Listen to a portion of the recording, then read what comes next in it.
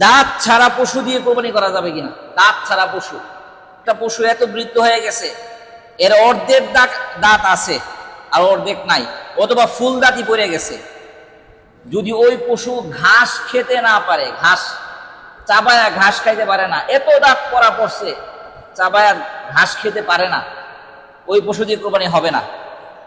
যদি ঘাস স্বাভাবিক খেতে পারে, সেই পরিমাণ দাঁত থাকে, কোরবানি হবে। শিং ভাঙ্গা গরু দিয়ে কোরবানি হবে কিনা? শিং ভাঙ্গা পশু যদি শিং একেবারে গুড়া থেকে ভেঙে যায়, যেভাবে ভাঙ্গার কারণে মস্তিষ্ক ক্ষতিগ্রস্ত হয়, মস্তিষ্ক একবারে গোড়া থেকে ভাঙছে, এটার মস্তিষ্ক কি হয়েছে? ক্ষতিগ্রস্ত হয়েছে, ওই গরু দিয়ে কোরবানি হবে না।